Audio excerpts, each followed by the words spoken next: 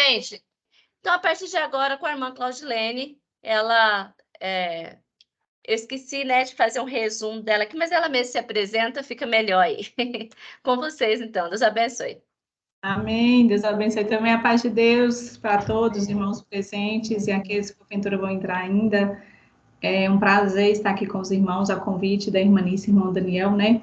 Me senti honrada, lisonjeada pelo convite de participar de tão nobre grupo e do propósito também do grupo e também do convite de estar aqui com vocês falando um pouco sobre identidade e propósito, permeando sobre a personalidade, a inteligência emocional, né? E o nosso encontro de fato com a identidade de Cristo. Então, como foi proposto, nós vamos falar um pouco sobre os jovens cristãos e sua identidade e propósito, mas eu gostaria de me apresentar, como a própria irmã Nice disse, né? Para aqueles que não me conhecem, meu nome é Claudilene Vitor Campos, sou enfermeira especialista em saúde da família e em gestão microrregional, sou coach integral sistêmica, sou analista de perfil comportamental, sou empresária, mãe, esposa, filha, amiga, irmã, serva do Deus Altíssimo e uma eterna aprendiz. Essa nomenclatura toda que foi colocada não foi em vão. Lá na frente vocês vão entender por que eu coloquei tantos papéis aqui, que na verdade nem foram todos, né? Todos nós executamos tantos papéis na vida, mas ele foi com o propósito de esclarecer um slide lá na frente.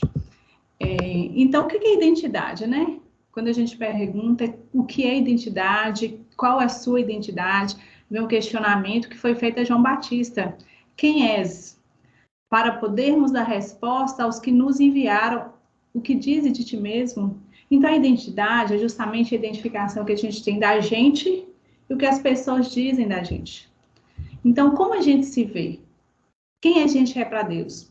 Como que a gente se anela à criação de Deus, à obra da criação? Qual foi a característica maior da criação que nós colocamos em nossa identidade para nos anelar à semelhança de Deus? Então, para parafrasear aqui, tem um verso, né? Então, se eu não sou meu nome, o lugar onde nasci, as coisas que possuo, meu gênero, a cor da minha pele, meus músculos, meus ossos, meus órgãos, meus sentidos, meus pensamentos ou os meus sentimentos, quem sou eu? Então, a identidade, ela passa por essa pergunta, ela permeia vários momentos da vida e vários conceitos, mas ela passa por essa pergunta, quem sou eu? Né? Então, a gente vai falar um pouco sobre papel para distinguir de identidade, justamente voltando ao slide da apresentação que eu disse, que seria o conceito de papel.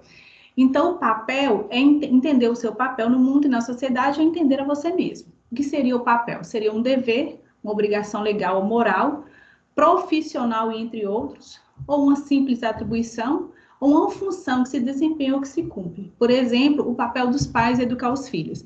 Então, quando a gente fala de papel, a gente fala de uma única função. Por exemplo, quando eu coloquei lá no slide, eu coloquei que eu sou enfermeira, é um papel que executo, só que quando eu estou enfermeira na assistência, eu não estou sendo mãe. E quando eu estou sendo mãe, eu não estou sendo filha. E quando eu estou sendo filha, eu não estou sendo esposa. E por aí, todos os papéis, eles são definidos unicamente no momento exato em que você desempenha ele, em que você executa aquela função que está atribuída ao papel. Já a identidade, ela é muito mais que isso. Ela amplia o conceito de si mesmo e ela amplia também a forma como você se vê e como o mundo também te vê. Então, como funciona a construção da identidade? A construção da identidade de um indivíduo ocorre na interseção, ou seja, na relação entre as experiências vivenciadas por meio de suas trajetórias e as identidades atribuídas por outros com quem esse indivíduo se relaciona. Há que considerar também que a identidade almejada pelo indivíduo é aquela que pertence ao seu universo subjetivo. Então, o que quer dizer isso? Quer dizer que como eu construo a minha identidade? Na relação com as pessoas, na relação com o mundo, daquilo que eu ouvi dizer de mim mesmo e daquilo que eu penso de mim mesmo. Então, os irmãos entendem que os jovens, por exemplo, quando eles chegam a determinada idade e eles se questionam e se perguntam que identidade, quem eu sou, o que eu falo de mim, o que as pessoas falam de mim, passa pela cabeça dos jovens tudo isso. O que disseram de mim, né? O que eu vi minha infância inteira, o que meu pai falou de mim, o que meu avô falou de mim, o que formaram em mim a minha personalidade e a minha identidade. Ou então o que eu penso de mim mesmo, como eu me sinto, como eu me vejo, como eu me olho no espelho, quando eu olho para mim mesma, o que vem à minha cabeça, com a reflexão que isso me traz. Então, a construção da identidade, ela começa desde os primeiros dias de vida, nas relações que o bebê estabelece ali com a mãe, nos vínculos afetivos, né, nas experiências que aquele bebê tem ao longo da vida, desenvolvimento neuropsicomotor, e também ela se constrói ao longo de toda uma vida. Porque a identidade, ela não é um momento fracionado da vida da pessoa. A identidade, ela vai se moldando e se modelando ao longo da vida. Tem traços da personalidade, do perfil comportamental, que a gente vai falar mais na frente, que eles são bem claros e quase que definidos e um pouco engessados, mas a construção da identidade não. Ela acontece da hora que você nasce até simplesmente a hora que a gente morre. Então, quando a gente fala de identidade, eu não falo que eu sou assim e eu nasci assim. Né? Eu construo isso ao longo da vida. Com tudo que a vida me propõe, com tudo que a vida me coloca, eu construo a forma como eu me vejo e a forma como o mundo me vê. Então, essas figuras, na verdade, eu vou passar aqui... Deixa eu só te interromper aqui, que entraram outras pessoas. Gente, se alguém tiver alguma pergunta, pode abrir o microfone e perguntar e fazer a pergunta, ou pode mandar lá no chat para mim.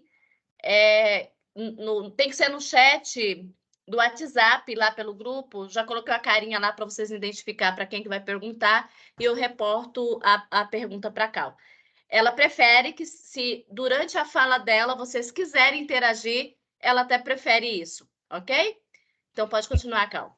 Eu prefiro, agradeço a interrupção, e eu gostaria de pedir, se não fosse incômodo, se vocês puderem e quiserem abrir as câmeras, eu ficaria muito feliz em vê-los e vê-las, porque facilita para mim saber que eu estou falando para alguém, com alguém, né? Essa interação do olhar, do contato, mesmo que a distância através da tela, facilita bastante a construção da fala da gente. E quando os irmãos quiserem falar, levantem a mão, dou pausa, os irmãos digitam a mensagem, terei prazer de esclarecer.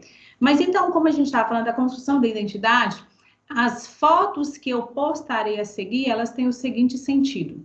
Eu costumo dizer que os jovens se conectam hoje muito visualmente, né? Hoje com o mundo digital, a gente evoluiu muito e nós que somos da geração um pouco anterior aos jovens de 20 e poucos anos, a gente sente muita dificuldade em entender como eles se conectam com tanta facilidade no mundo virtual, como eles se sentem tão à vontade no mundo virtual, como eles se colocam tão facilmente dentro desse mundo, né? E a gente que está na geração anterior, a gente fica tentando entender como que é a relação desse jovem com o mundo atual. Então, baseada nesse pensamento, eu coloquei algumas imagens aqui para fazer entender a respeito da construção da identidade, e as imagens, elas têm que seguinte função. Ao olhar a imagem, como você olhasse um feed do Instagram, né, um stories do Instagram, quando a gente vê qualquer coisa no Instagram, no feed, você curte, tem gente que não, bate o dedo toda hora e curte tudo que passa. Mas, normalmente, as pessoas curtem aquilo que se conectam com elas, né? Aquilo que faz sentido para a vida dela, aquilo que a imagem traz lembranças, traz memórias, traz significado, ou que acrescenta alguma coisa na vida delas. Então, a imagem aqui, quando eu coloco imagens e coloco o subtítulo, a construção de identidade, o que eu quero que vocês entendam? Cada imagem representa uma conexão, que é individual, é pessoal, é de cada um. E aí, nessa imagem, por exemplo, eu queria fazer a seguinte pergunta, eu vou trazer reflexões durante as imagens. Como você se vê no mundo? Quem é você no meio das pessoas? Né? Você se diferencia, você se destaca, as pessoas te reconhecem, como você se sente, como você se conecta com as pessoas, qual é a relação que você estabelece com as pessoas com quem você convive, né? Seriam as reflexões que a gente pode trazer nessa imagem. Nessa imagem, você sabe quem você é de fato? Ou você diz o que dizem de você? Né? Tá vendo a pessoa que não tem uma identidade própria, ela apontando para o crachá, é como se alguém perguntasse quem é você, e ela aponta para o crachá. Ou seja, são aqueles jovens, ou aquelas pessoas que às vezes ainda não sabem dizer muito de si mesmo. E eles estão reproduzindo falas que falaram deles. Né? Eu já vi pessoas que na hora que perguntam deles, falam assim, minha mãe fala que eu sou assim. Ah, meu pai fala que eu sou assim. Ah, os meus amigos costumam dizer que eu sou muito isso, mas a pessoa não consegue se enxergar enquanto pessoa, enquanto identidade própria e dizer quem ela é e como ela se sente, né? Então, mais uma reflexão. Ou você é aquela pessoa que até pensa que sabe sobre você, só que na hora que você vai dizer alguma coisa, você faz assim, você coça a cabeça, você põe a mão assim e fala, mas o que eu sou mesmo? Eu sou isso, eu sou aquilo, eu sou aquilo. Você se confunde diante de tantos pensamentos, de tantas coisas que foram faladas e vivenciadas, e você pensando que sabe quem você é, pensando que conhece a sua identidade, você ainda não se posiciona na vida, porque você está confuso em relação a si mesmo ainda.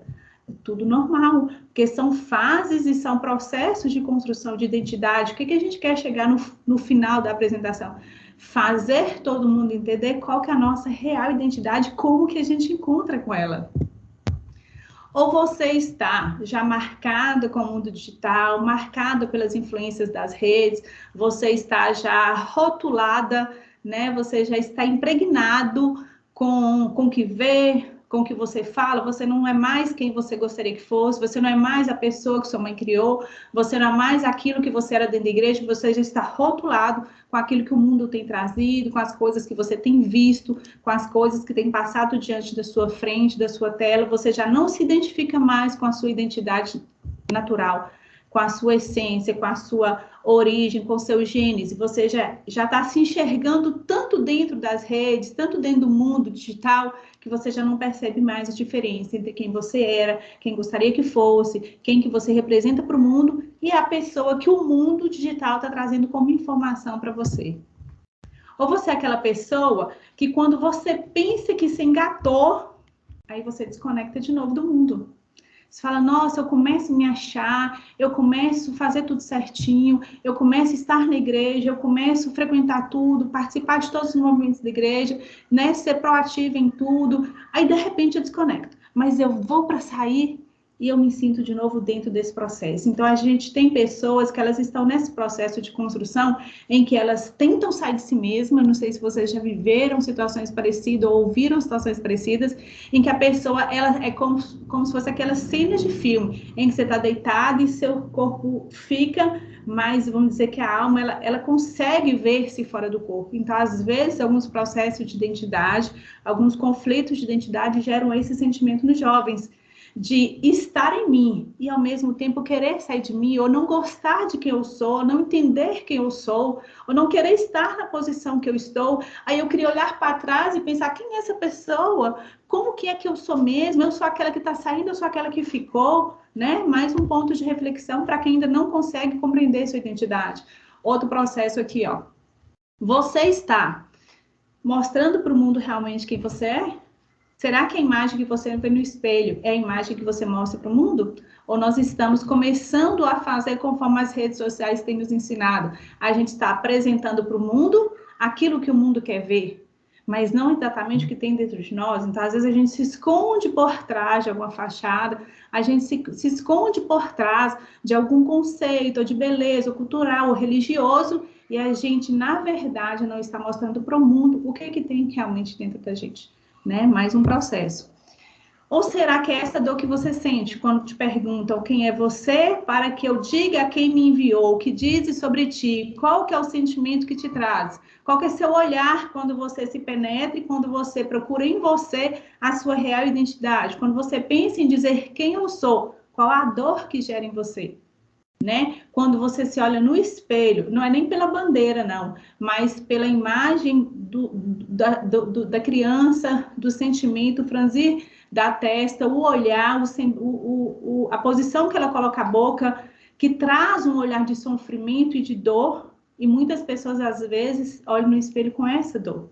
Né? Quem sou eu? Meu Deus, quem sou eu? Ora eu faço tudo certo, ora eu estou pisando na lama o tempo todo, ora meu pai, meu cooperador, o ancião, está dizendo fulano, é desse jeito, é por esse caminho eu consigo ir, mas ao mesmo tempo eu vou voltar atrás e desfaço tudo bonito que eu fiz, e eu olho para o espelho e falo, por que eu fiz isso?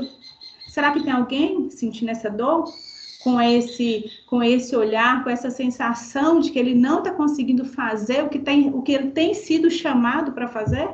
o que ele tem tido como propósito, o que Deus tem colocado como propósito na vida dele? Qual o sentimento que nós temos em nós? Quando nós avaliamos a nossa identidade, quando avaliamos quem somos e quando avaliamos o que somos para as pessoas e para o mundo.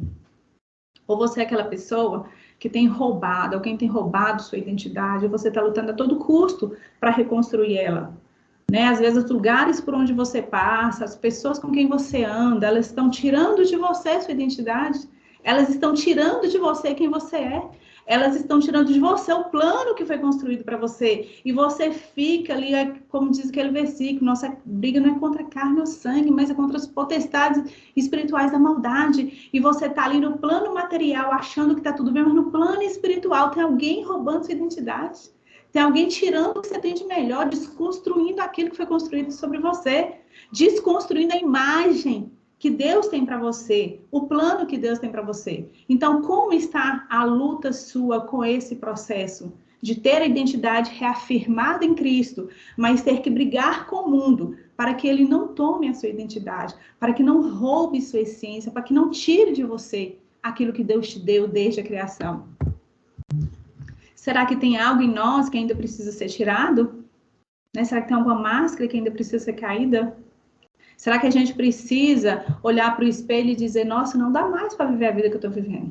Não dá mais para brincar, não dá mais para ser de qualquer jeito, não dá mais para encarar as coisas com pouca seriedade, não dá mais para eu fingir que sou crente, não dá mais para eu fingir que estou fazendo as coisas, porque chegou um ponto que eu não consigo mais me olhar no espelho. O que vai ficar? O que eu tiro disso, desse comportamento, dessa vivência, dessas relações? Por que eu estou falando de vivência e relações? Porque nós não entendemos lá atrás que a identidade ela é uma construção das vivências e relações com o mundo e consigo mesmo. Então, o que eu tiro que está me fazendo mal? O que eu deixo em mim, que é aquilo como propósito de criação, da semelhança ao Criador? Né? Qual confusão que eu tenho tido quando eu começo a construir minha identidade? Será que eu sei o que eu tenho que deixar? Será que eu sei o que eu tenho que tirar de mim? E qual que é o meu parâmetro? Em que eu me baseio? O que eu uso como referência para tirar de mim aquilo que não é próprio da minha identidade ou da identidade que eu quero construir? Porque parte da construção da identidade também fala sobre a pessoa que você quer ser. Né? E aí a gente fala mais na frente um pouco sobre o propósito, que vai juntar o conceito de identidade e separar ela de propósito, para a gente entender, eu quero ser quem eu quero na vida. Aquilo que me deram, me fizeram, me falaram até hoje, constrói parte de mim. Mas o que eu quero ser, daqui para frente, constrói a outra parte de mim. Então, a gente percebe que, na verdade, muita gente talvez fique, e é muito comum dos jovens, eu vou falar isso um pouco mais à frente, às vezes passar por uma fase ou de conformismo, ou de vitimismo, às vezes até de rebeldia, né? Por causa do meu pai eu sou assim, por causa da minha criação eu sou assim, por causa disso, por causa daquilo. A gente sabe que sobre a gente sobrevêm situações materiais, emocionais, espirituais que de fato respingam em nós e deixam em nós traços e deixam em nós marcas. E aquilo pode de fato entrar na nossa identidade. E se nós não formos inteligentes emocionalmente, capazes de discernir isso, a gente deixa com que só o mundo modele quem eu sou. Só as coisas que eu vi, só as coisas que eu fiz vão modelar quem eu sou. Mas será que eu não tenho capacidade de modelar a mim mesma baseada na experiência que eu tenho com Cristo, nos relatos que eu tenho, no que a Bíblia me traz de conduta de fé e naquilo que eu quero ser para a vida? Eu tenho completa e total autonomia sobre isso.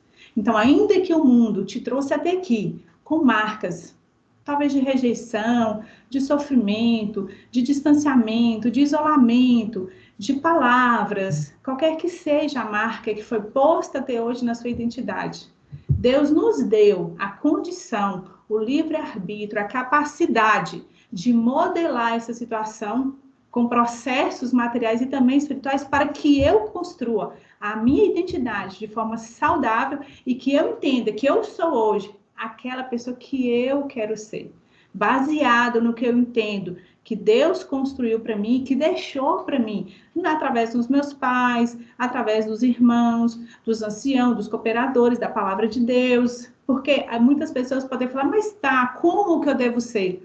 A Bíblia é nosso manual de conduta e fé. Então, se temos dúvida, reportemos a Bíblia, reportemos a palavra de Deus, para que não deixemos e nem nos conformemos com esse mundo, nem com o que ele há, né? Mas que sejamos renovados. Então, mais um processo. Então, qual seria a base da nossa identidade? E disse Deus, isso aqui, gente, é tão, né, tão clichê, todo mundo fala, mas se a gente bem entendesse que isso aqui, ele traz uma fortaleza em nós, ele ativa em nós um empoderamento, uma capacidade, uma autonomia de nos reconstruir, a gente não tinha fraqueza que nos abalava. Olha para vocês verem, e disse Deus, façamos o homem, a nossa imagem, conforme a nossa semelhança. E mais, ó, domine sobre os peixes do mar, sobre as aves do céu, sobre o gado, sobre toda a terra, sobre todo réptil que se move sobre a terra. E criou Deus o homem à sua imagem, a imagem de Deus o criou, homem e mulher o criou.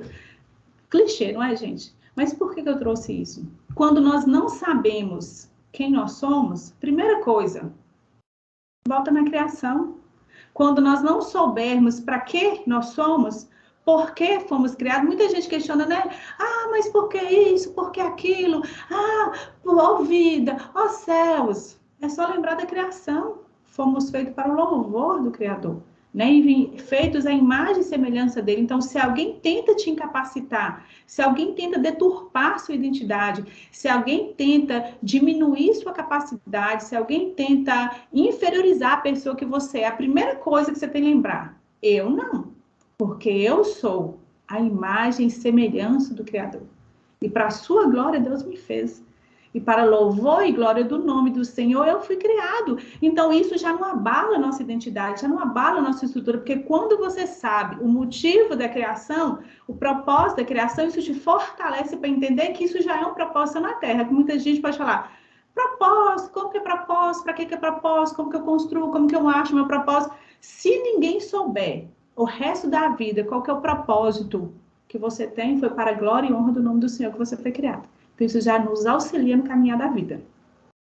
Porque somos feitura sua, criados em Cristo Jesus para as boas obras, as quais Deus preparou para que andássemos nela. Então, para que eu fui criado, gente? Sou feitura de Deus, criado em Cristo para as boas obras, as quais Ele criou para que eu andasse nela. Vocês estão entendendo, gente? Então, Deus fez o mundo, fez o homem, fez toda a criação e deixou as boas obras para que nós andássemos por elas. Assim que, se alguém está em Cristo, nova criatura é, e as coisas velhas já passaram, e eis que tudo se fez novo. Então, nenhuma condenação há para os que estão em Cristo Jesus. Então, o inimigo não condena a minha imagem, o inimigo não condena a minha identidade. Meu colega de trabalho, meu colega de escola, meu vizinho, aquela pessoa que me persegue, que fala mal de mim, aquela pessoa que não gosta de mim, que tenta inferiorizar onde eu estou, que tenta diminuir meus resultados. Aquela pessoa não tira de mim o que Deus já colocou.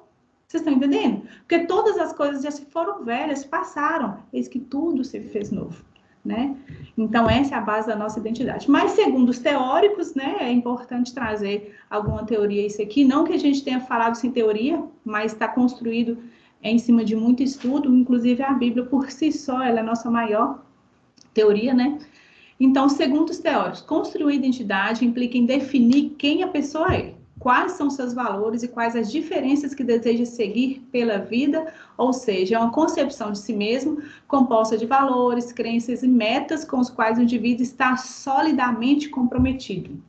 A identidade refere-se ao conjunto de traços de personalidade, uma modelação corporal e modos de expressão que caracterizam uma pessoa. A questão da identidade pessoal diz respeito a como uma pessoa em um dado momento reconhece ser a mesma pessoa em um outro momento. Aí você fala, não entendi nada, eu vou trocar pelo miúdo. Identidade é aquilo que faz com que você seja reconhecido em qualquer lugar que você for. Se estiver na escola, se você estiver na sua casa, se você estiver, né, no seu trabalho, na igreja, você tem uma forma de proceder. Você tem um comportamento, você tem um conjunto de ações verbais e não verbais que dizem sobre você.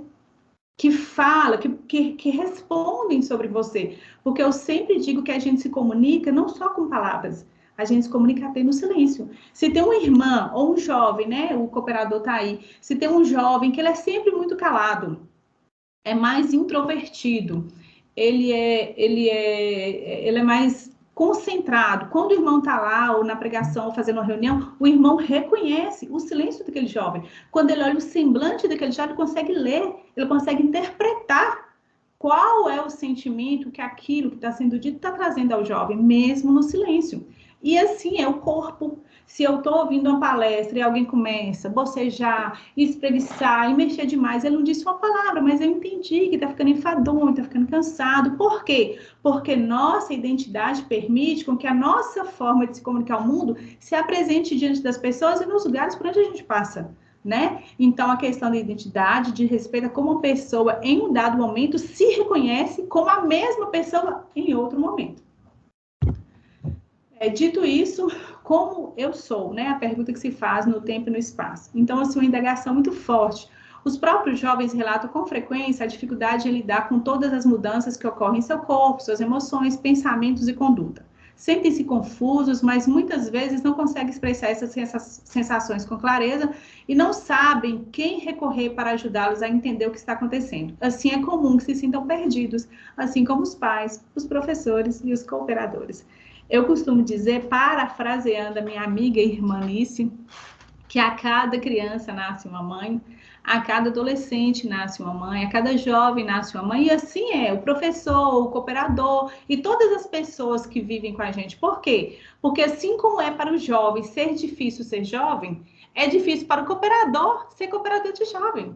É difícil para a mãe ser mãe de um jovem. Porque é única a experiência, porque cada pessoa tem um comportamento, uma experiência de vida, uma relação comum, uma forma de pensar e de processar tudo. Então, os desafios que os jovens acham que às vezes são só deles, são intrínsecos, só eles que sentem, as pessoas com quem eles convivem sofrem das mesmas frustrações, de procurar entendê-los. Quantos pais, por exemplo, falam assim, às vezes vai orar, fala, meu Deus, me ajuda, me dá sabedoria, não consigo lidar com meu filho, não estou conseguindo entender meu filho, ou muitas das vezes pensa, Senhor, está fugindo do meu controle, Senhor, não consigo fazer com que me obedeça. Então, às vezes o jovem pensa que o sofrimento está só nele, mas as pessoas também estão tendo dificuldade de entender o mundo dos jovens, porque não é próprio nosso mais. Já passamos essa fase, nessa geração, tem interferências que os jovens estão tendo no processo de identidade que não tínhamos antes. Então, para nós também é novidade lidar com isso, né? Então, o processo, ele é conflituoso para os jovens, mas também é conflituoso para quem convive. E é preciso ter um entendimento muito grande de perfil comportamental, de personalidade, para que a gente não rotule, para que a gente não trate todo mundo por igual, para que a gente não jogue sobre os jovens uma responsabilidade que não está no perfil deles de suportar ou não é a forma como eles encaram aquilo. A gente vai explicar mais na frente. Então, às vezes, até a gente como pai, né? Tem aquele costume de tratar o filho de um jeito e depois a gente fala assim, olha seu irmão, como que é? Por que você não faz as coisas com seu irmão? Ah, mas você só faz desse jeito e seu irmão faz do outro. Ou compara talvez com um parente muito próximo. Ah, se você fosse igual fulana, que fulana faz desse jeito, ela dá conta e você não dá conta. Mas a gente não sabe ainda que cada pessoa tem uma forma de receber e reagir as coisas do mundo de uma forma totalmente única e que ela pode ser explicada, né? Tem aquele filho que fala assim, nossa, gravidez diferente, filhos diferentes, né? Cada filho é de um jeito. Essa era quietinha, era obediente, aí vem um que é mais, digamos que seria o estável, vou falar com vocês daqui a pouco sobre comportamento. Aí vem aquele filho estável, que é moderador, conciliador, todo engessadinho, obediente, todo assim cheio de, né, de boas intenções, amável, solícito. Aí a mãe fala, não tive trabalho para criar fulano. Aí vem o segundo filho. O segundo filho talvez seja do perfil dominante, que tem muito perfil de liderança, que é um pouco insubmissa às regras, que costuma fazer as coisas de forma própria, que quer tudo a tempo e hora, e a mãe vem rotulando. Gente, eu tô falando isso não é para julgar ninguém. Tô falando de mim mesma porque eu vivi essas experiências, viu? Fala, nossa, seu desobediente, seu irmão não fazia isso, na época de seu irmão não precisava fazer tal coisa, seu irmão nunca apanhou, sua irmã nunca isso, esse menino é diferente demais, onde que eu errei nessa criação? Mas a gente não sabe que aquele primeiro filho tinha um perfil estável, que trazia com ele a capacidade de totalmente se submeter às regras. e de entender e aceitar a ordem do pai com muita tranquilidade, porque é o perfil dele. O outro perfil é um perfil mais autoritário, é um perfil mais de liderança, é um perfil mais criativo, é um perfil mais explosivo, que tá tudo bem ser um e ser outro. É a programação mental que ele recebeu. E a gente tem que entender isso para que a gente selecione também a forma como nós lidamos com o filho, com o jovem, né, com o jovem da igreja, às vezes nas reuniões ou nos encontros, ou nas coisas que a gente fala, na forma que a gente se expressa para essas pessoas, a gente não separa isso.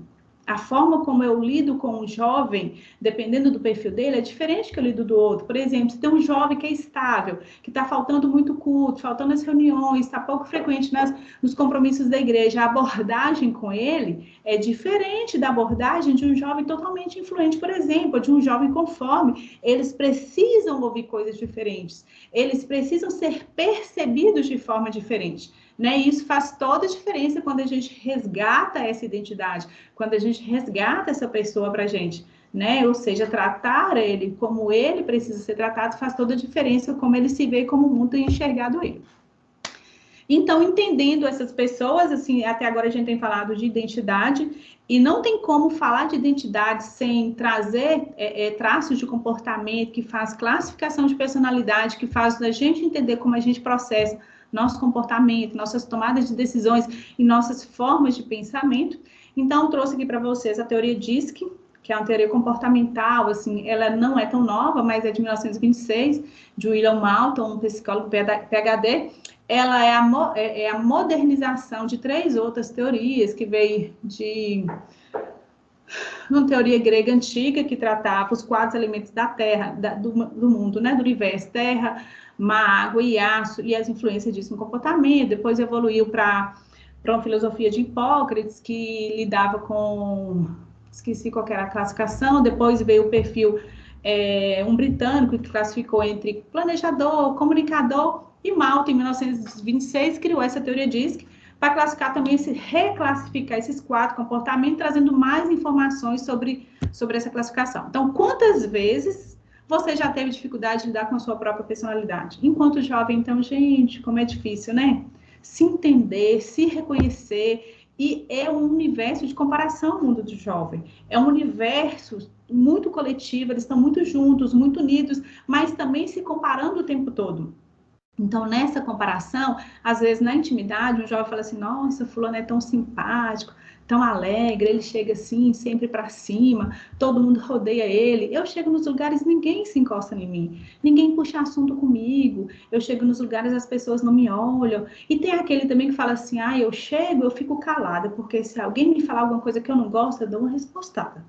Porque eu sou assim, eu não levo desaforo para casa. Mas tem aquele jovem também que fala assim, eu não tô nem aí, se quiser gostar, gosta, se não quiser, não gosta. Por quê? Porque cada pessoa reage diferente a cada situação. Então, de acordo com o perfil comportamental, esses jovens, eles vão interagir, vão se perceber entre eles de forma diferente. Pode haver comparação para um lado ou para o outro, pode haver um sentimento de frustração, porque eles não estão reconhecendo que eles não são como o outro, não é porque eles são menos, é simplesmente porque são diferentes e é assim que tem que ser, né? Então, muitas das vezes, a gente tem dificuldade de lidar com a gente mesmo. Olha no espelho e fala, nossa, hoje meu dia foi péssimo, para que eu falei aquilo? Por que eu fiz aquilo daquele jeito? Eu poderia ter feito melhor, poderia ter melhorado. Aí você dá fala assim, amanhã eu vou fazer tudo diferente. Só que você faz de novo. Porque você tem um perfil comportamental que talvez não foi moldado, que você não entende suas características, os pontos a desenvolver, e faz com que você repita sempre esse ciclo. E pior ainda, quantas vezes a gente teve dificuldade de lidar com personalidade diferente da gente, que é mais difícil ainda, né? Tem aquele negócio assim, não aguento fulano. Se a irmã fulana sentar no banco, eu sento no outro banco. Porque fulana isso, fulana aquilo. Mas aquele irmãozinho assim. Mas o cooperador de jovens às vezes pega no pé da gente, sabe? Assim, o cooperador, às vezes a gente tem dificuldade de entender a si mesmo. Se a gente não entende a si mesmo, como a gente entende o outro? Né? Então, quando a gente não entende de perfil comportamental, a gente esgota nossas energias tentando nos entender, tentando nos relacionar, e todo dia a gente está frustrando. Todo dia a gente sofre no trabalho, você chega em casa desgastado e fala, nossa, mulher, né, com a irmã, hoje foi assim, fulano fez isso, eu não consegui, acabei respondendo, você fica mal. Na igreja, às vezes, até a pregação que foi feita, o jovem recebe para si, fala, aquele irmão falou foi de mim, aquela pregação foi para mim. Por quê? Porque nós não estamos sabendo lidar conosco mesmo. Então, como que eu vou lidar com aquilo que o mundo coloca para mim? Não consigo. Então, baseado nisso, eu trouxe a teoria DISC, como eu disse, que é uma ferramenta que avalia o perfil comportamental das pessoas, ajudando no processo do autoconhecimento, além de ajudar a entender sua forma de relacionar com os outros e ainda qual o seu ritmo e seu nível de organização na vida.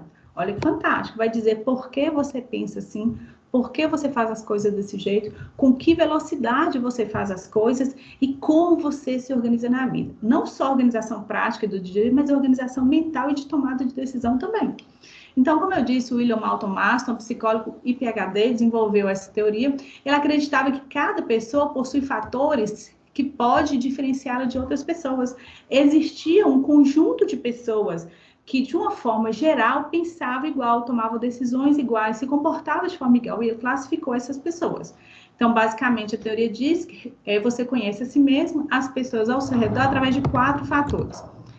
Então, o primeiro fator, né? Então, diz que é D de dominância, I de influência, S de estabilidade, porque a sigla é em inglês e estabilidade começa com S no inglês, e C de conformidade.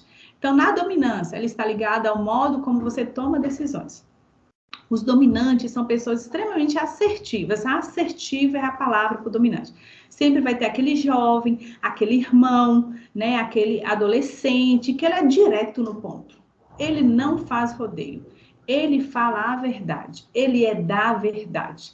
Ele é, como diz o povo, é na lata. Porque ele tem processos de pensamento rápido, ele tem tomada de decisões rápidas e ele é extremamente racional. Então, ele não faz rodeio, ele não manda recado. Sabe aquele irmão que fala assim, vixe, não gosto nem de conversar com o irmão, porque na hora que ele fala a verdade, aquele irmão que ele não tem modelação para falar, ele não tem conjuntura para formular, é o que vem na mente. Então, é o dominante. O influente está ligado à forma como você se relaciona com as pessoas. Normalmente, as pessoas influentes são muito conectadas a pessoas. Eu costumo dizer que o influente, ele não precisa avisar que ele é influente. Quando ele chega, você sabe. O influente fala alto, o influente é extremamente comunicador, ele balança braço o tempo todo, ele se comunica com o corpo. O influente vai contar um caso, ele põe a mão na cintura e se joga para trás. O influente vai rir, ele pega o corpo, ele joga para frente, ele se contorce para conversar. Então, ele é uma pessoa totalmente bem articulada e muito conectada com pessoas. Já o estável tem a ver com o ritmo das suas ações. Sabe aquele jovem que a gente está, né, no grupo e fala assim, ó, nossa, todo mundo já lanchou depois da reunião de mocidade, fulano nem saiu da igreja ainda. Ou então aquele jovem que fala assim, ele é sempre o último a guardar o instrumento. Ele vai tomar um banho, né? Vai para as reuniões da cidade, vai para a igreja, para a casa dos irmãos. Aí fala assim, deixa fulano por último, porque fulano, na hora que entra no banheiro, ele esquece. Então, o estável é aquela pessoa que ele não tem pressa. Ele é pacífico, ele é zen, ele é tranquilo, ele é conciliador, ele é manso, ele é paciente. Todo mundo tem um estável na família. Às vezes, quando o marido é dominante e a mulher é estável, o marido fala assim, eu vou te deixar para trás. Você começa a arrumar às 6 horas da tarde, 7h30 você não está pronta. Ou a mãe fala com o filho, né? Aquele filho que é estável. Você vai para o banheiro 5 horas, que dá 7 horas de ir para a igreja, você ainda está tomando banho. Então, sempre existe essa pessoa que faz as coisas de uma forma mais lenta. E quando isso está, às vezes, na adolescência, na infância, nos primeiros anos de vida, o que a gente costuma dizer? De rotular, sonso, lerdo, não sei o que tem, e traz várias palavras que pesam essa criança, que rotulam esse adolescente, que marcam esse jovem, que inferioriza ele, que faz com que ele entenda que aquilo é ruim, que aquilo não é bom para o comportamento dele, que ele é diferente dos outros, quando na verdade não é. Não é, porque se bem soubéssemos, nós andaríamos e faríamos as coisas como os estáveis, porque o mundo está tão acelerado que a gente não está dando conta do dia. E os estáveis traz mansidão para o espaço, né? Traz tranquilidade. O conforme, ele está relacionado com os padrões de organização de cada um. Normalmente a pessoa conforme, ela é extremamente rígida, é extremamente inflexível, gosta de padrões de excelência, é uma pessoa muito afeiçoada às regras, é a pessoa politicamente correta, é aquela pessoa que não fura fila, tem aquele jovem que às vezes está lá na reunião, na fila do lanche, aí o influente, ele vai brincando com 1, com 2, com 3, com 4, ele já chegou na frente. Aí chega aquele colega dele lá do final, ele grita lá da frente ainda, João, vem, eu marquei um lugar para você. Aí João é conforme, ele faz assim, não tá falando comigo, eu não tô acreditando que fulano tá fazendo isso, não tá falando comigo.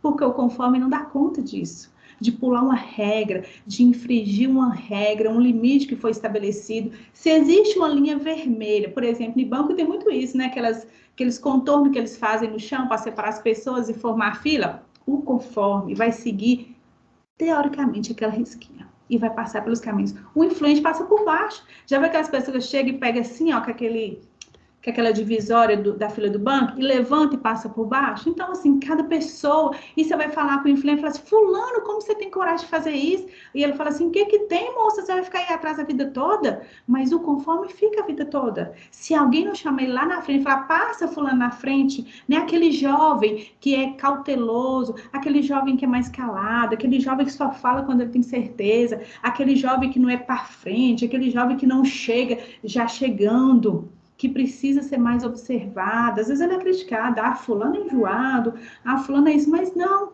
é a forma como ele entende o mundo, foi a programação que ele recebeu, e para ele a regra é fundamental, e ele só fala quando tem certeza. Então, qual que é a importância da gente entender isso? É quando a gente for se relacionar com as pessoas, isso vale para qualquer relação, relação de cooperador com jovem, de ancião com igreja, relação de pai com filho, de marido com mulher, de qualquer pessoa, de colegas de trabalho, dentro de uma instituição.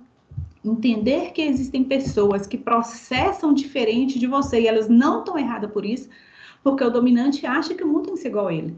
Já o influente acha que o mundo tem que ser igual a ele, o estável assim, o conforme também. Então, imagina a confusão que seria se a gente não entendesse o papel do outro, o lugar do outro, a identidade do outro, não conhecesse o limite do outro, né? Então, é bom para a gente e é bom também para as pessoas com quem a gente convive. Então, aqui, na hora explicando a teoria, então existe o dominante que está no vermelho, o influente no amarelo, o estável verde e o conforme no azul. Para vocês terem ideia, os dois perfis de cima, dominante e influente, eles estão totalmente focados em resultados. Por que, gente? Você fala assim, mas por que a irmã Cal está trazendo essas informações? Porque não tem como eu saber de identidade se eu não me reconheço enquanto pessoa, se eu não sei como eu penso, se eu não sei como eu tomo as decisões, se eu não sei como eu reajo como as pessoas falam comigo. Tem pessoas, por exemplo, que se alguém fala a verdade, ela se destrói por dentro. Mas tem outras pessoas que quando você fala a verdade com ela tá tudo bem, é isso mesmo, você só falou a verdade, você foi real. Então, essas formas de pensamento, de processar e de comportar, dizem sobre quem você é. Se eu não entendo disso, eu não entendo de identidade. Se eu não reconheço em mim essas características, eu não reconheço em mim a minha identidade. Se alguém fala assim, fulano, o que você faria se alguém te batesse na cara? Não sei te dizer. Eu não sei te dizer quando eu não sei minha identidade, quando eu não sei reconhecer meu comportamento, quando eu não sei reconhecer a minha capacidade de reação às coisas que o mundo me propõe. Mas se eu reconheço, eu tenho uma previsibilidade sobre mim, sobre como eu reagiria em cada situação e consigo me policiar e me treinar para que eu tenha as melhores reações possíveis diante daquilo que me acontece. Então, os dois perfis de cima são baseados em resultados, são pessoas totalmente direcionadas para resultado. Os dois perfis de baixo, que é conforme estável, são relacionados com o processo. Gente, qual a diferença que isso faz na vida? Por exemplo, se você dá uma tarefa para um jovem, vai ter reunião de mocidade, dividir todas as tarefas, quem vai receber, quem vai programar, quem vai fazer o lanche, quem vai fazer lista, quem vai convidar. Tem um planejamento para ser feito, não tem? Então, se você der para os perfis dominante e influente, eles vão importar com o processo. Vai chegar no dia, com o processo não, com o resultado, vai chegar no dia que o cooperador, o irmão, o ancião vai perguntar assim, fulano, e aí, me dá aí alguma coisa, algum projeto que você escreveu? Não escrevi nada não. Na minha cabeça, eu já sei, vai ser assim, assim, assim. Fulano, mas você não planejou? Não, não precisa planejar. Já sei como vai ser, porque para eles o que importa é o resultado, é onde vai chegar. Já o conforme estável, se você der isso para eles, te dão um livro escrito. Eles são planejadores, eles são analíticos. Aí ele vai escrever, ó, 3 pessoas na casa de João, 4 pessoas na casa de Maria, 5 pessoas na casa de José, porque José tem a casa maior, tantos banheiros assim, na hora da cozinha, fulano fica fila, fulano, ele vai te dar todo um projeto estruturado e escrito. Então, por que que isso é importante? Para que eu direcione as minhas ações na minha vida, baseada nesse conhecimento.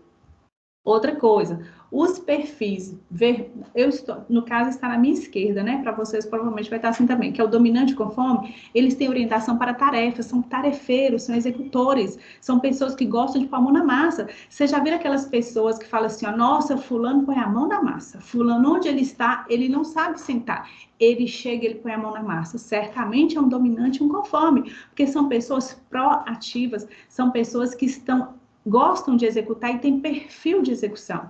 Já o influente estável, eles estão orientados para pessoas. Sabe o que eles vão fazer? Seja qual for o problema, seja qual for a multidão que esses jovens tiverem, seja qual for o evento que você vai fazer, sabe o que eles vão fazer? Eles vão dar atenção para pessoas.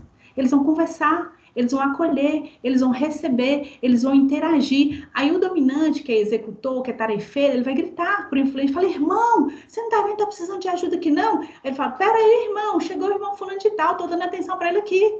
Aí o que está executando fala assim, esse irmão não desconfia não, tanto serviço ele fica batendo papo. Aí o irmão que está batendo papo fala assim, aquele irmão não desconfia não, ao invés de abrir atenção para o irmão, ele fica só fazendo tarefa. O povo vai chegar e falar que a gente não sabe acolher. Então, cada um se sente importante na tarefa que faz. Porque cada um entende a importância que aquilo tem para ele. O executor gosta de coisas prontas, gosta de ver coisas resolvidas, mas o orientado para pessoas, ele gosta de ter relações, ele gosta de se aproximar das pessoas. E isso faz toda a diferença quando a gente se relaciona com jovens ou com pessoas em qualquer segmento.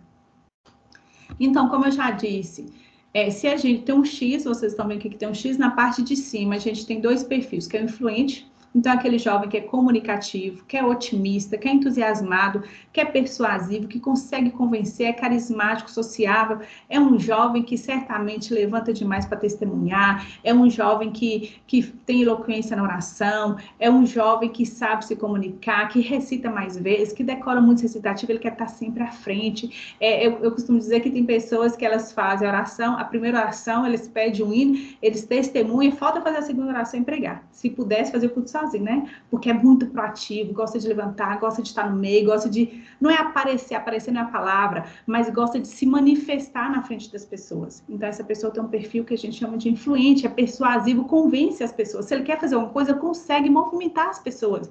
Então, a gente tem que entender quais são esses jovens que estão entre nós. Quem que eu mobilizo? Se eu mobilizar um influente, eu mobilizei 10 ou 20 pessoas, porque ele sozinho mobiliza um tanto. Sabe aquele negócio que fala assim, ó, quando você for fazer tal coisa, chama fulano, que se fulano tiver um tanto de gente, vem. É o influente. O influente arrebanha multidões. O influente carrega pessoas, que tem poder de persuasão. Ele é simpático, ele é criativo, e as pessoas gostam e é alegre. O influente é muito alegre, é divertido. Então, as pessoas gostam de estar perto. Então, reconhecer esse perfil é muito importante também. Na estabilidade, a pessoa estável, ela é calma, é paciente, é planejador, conciliador, é constante e boa ouvinte. Aí esse estável aqui é aquela pessoa que todo mundo procura. Por quê? Porque ele tem paciência para ouvir todos. E se alguém tiver com uma confusão, vai pedir conselho para ele. Tem gente que fala assim, nossa, parece que as pessoas pensam que eu sou um psicólogo, tudo cai em mim, tudo chega em mim. Por que eu não falo com fulano, só fala comigo? Tudo é comigo. Porque essa pessoa, ela emana nela uma calma, uma paciência, uma constância que faz com que as pessoas sabem que ali ele seria acolhido e ouvido. Porque se for no influente, eu falei, tá bom, fulano, depois você fala que eu vou fazer outra coisa ali. Porque ele não tem tempo nem paciência para parar para ouvir. Mas já o estável é todo bom ouvinte. Ele ouve, ele tá com uma coisa urgente que ele tem que fazer. Ele não vai falar. Ele fica ali, ó. Aí a mãe tá aqui, o telefone liga, ele toca uma vez, toca 2 vezes, toca 3 vezes, ele não atende porque ele tá ouvindo a pessoa. Como que ele vai desligar a pessoa e falar, fulano, eu vou interromper você? Ele não faz isso. Né? Então, assim, o estável é aquele jovem, que é aquele jovem manso, quietinho, é bom ouvinte, ele é disciplinado, ele é moderador. Na hora dos conflitos, ele fala, fulano, não faz assim não, fulano, olha para você ver, tantas coisas que o cooperador já falou com nós, pega leve fulano. Ele é muito conselheiro. Em relação ao dominante, o dominante é aquela pessoa que tem um perfil de comandante, Ele é firme, extremamente decidido, gosta de desafios, ele é ousado e altamente competitivo. Então, o perfil dominante entre os jovens é aquele jovem para cima, aquele jovem que não se abala com nada, que tempo nenhum para ele tá ruim, que ele topa tudo.